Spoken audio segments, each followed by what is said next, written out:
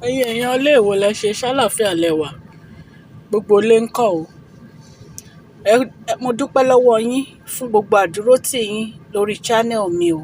Ọlọ́run elédùmarè á ràn yín lọ́wọ́. Mo appreciate yín gan-an ni. Ẹ̀yin èèyàn ilé, gist èní yìí ó mà tún lágbára kẹ̀. Àbẹ́ ẹ̀ wá gbà wá. Ẹ̀ wá gbà wá. Ẹ rántí surrogate mom tí surrogate mom, ẹni tó fẹ́ bá a gbóyún. Surrogate mom, ẹni tó fẹ́ bá a gbóyún. Wọ́n ní ọ̀rọ̀ ó ti dàrú o. Wọ́n ní ọ̀rọ̀ ti dojúrú o. Ẹ jẹ́ ká jọ gbọ́ gist tèmi. Tó bá jẹ́ ìgbà àkọ́kọ́ nì tí ẹ̀ ń darapọ̀ mọ́ channel mi, èmi ọmọ yín Máṣọlá, mo kí yín káàbọ̀ sí orí channel mi. Mo dúpẹ́ púpọ̀ lọ́wọ́ gbogbo yín. Ọlọ́run elédùmarè á wà pẹ̀lú gbogbo yín o. Ire àlàáfíà ló máa jẹ́ tiyín. Mo máa ń sọ Yorùbá lórí channel mi. Mo máa ń sọ̀rọ̀ nípa celebrity gist, royal gist àti politics o, àti gbogbo nǹkan tó máa ń lọ ní ilẹ̀ Nàìjíríà. Ẹ̀yin èèyàn lé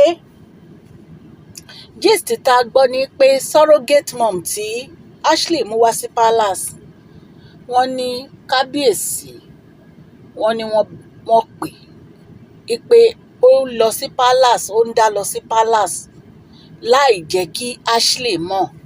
Wọ́n ní bí Ashley ṣe dá palace rú nìyẹn. Wọ́n ní Ashley ní Kábíyèsí ò ní right láti máa ní kó wá without òun. Ṣé bó ló mú wá sínú palace? Ẹ̀yin èèyàn lé. Wọ́n ní tí wọ́n bá ń ṣe rere, ara kì yóò yá ọ bí. Tó bá jẹ́ pé ò ní skeleton inú cupboard ẹ̀, kó yẹ kó wà worried. Bẹ́ẹ̀mi ṣe rò nìyẹn o. So wọ́n ní ìgbà tí wọ́n lọ sí palace pẹ̀lú obìnrin tó mú wá síbẹ̀ pẹ̀lú Ashley, wọ́n ní Kábíyèsí bá wọn sọ̀rọ̀.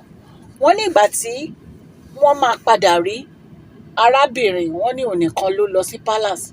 Wọ́n ní ṣe ló lọ ní dinner pẹ̀lú Kábíyèsí. Wọ́n ní Kábíyèsí dẹ̀ welcome ẹ̀ dáadáa.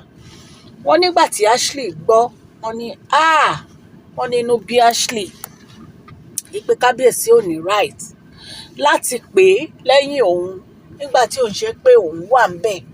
Wípé kí ló dé tí Kábíyèsí ń try láti wà committed with her. Kí ló dé tí Kábíyèsí tí wọ́n ask ẹ̀ fún dinner tóun ò dẹ̀ sí ń bẹ̀. Wọ́n ní Kábíyèsí ní kò sí nǹkan tó kan Ashley, nǹkan tó bá wà wọn làwọn lè ṣe. Wọ́n ní gẹ̀ yìí dẹ̀ fine gan. Wọ́n ní gẹ̀ yìí rẹwà lọ́mọ obìnrin. Wọ́n ní wọ́n ní bóyá ara àǹtí wo gbé.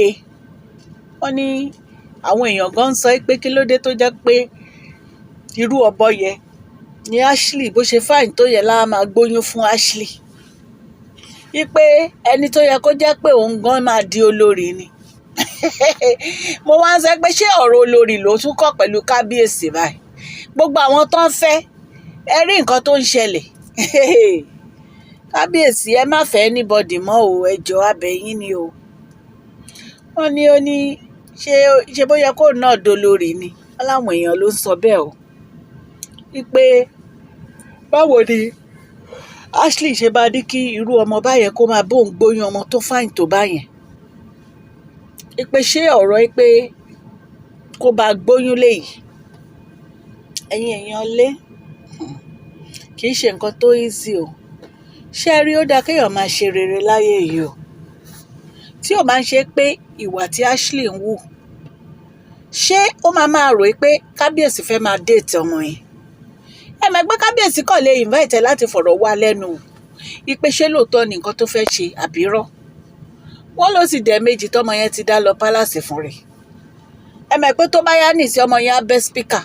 Gbogbo nǹkan tó wà láàrin wọn gbogbo ẹ̀ ló máa sọ fún Kábíyèsí pátápátá.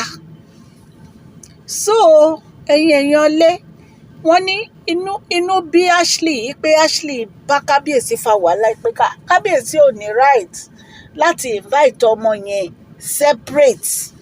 Wípé kí ló dé tí Kábíyèsí invite ọmọ yẹn separate, kí ló dé? Wípé why tí Kábíyèsí invite ọmọ yẹn fún dinner tóun ò dẹ̀ sí ń bẹ̀. wọ́n ní nǹkan tí Ashley ń bá Kábíyèsí jà fún nìyí. Wọ́n ní Kábíyèsí dẹ̀ sọ fún yín pé ẹni tó bá wà wọn làwọn lè bá sọ̀rọ̀, ẹni tó bá wà wọn làwọn lè bá jáde. Òun kọ́ ló máa sọ fáwọn káwọn má bá èèyàn kankan jáde, wípé kó má ever báwọn sọ̀rọ̀ báyẹn mọ́. Ẹ̀yin èèyàn lé, èmi kàn mọ̀ pé tí ò bá ní skeleton inú cupboard ẹ̀ kò yẹ kó máa wà consign wípé Kábíyèsí ń pe girl yẹn láti bá a sọ̀rọ̀ separately without her being there. Ṣé ẹ mọ̀? Kò yẹ kó wà worried tó bá jẹ́ pé ọkàn ẹ̀ mọ́. So gist ta gbọ́ níta ní ká mú wá fún yín ẹ̀yin èèyàn. Wọ́n ní inú Ashley ò dùn wípé ó wà very very disappointed. So tá bá tún gbọ́ another gist tá máa jẹ́ kẹ́ ẹ gbọ́.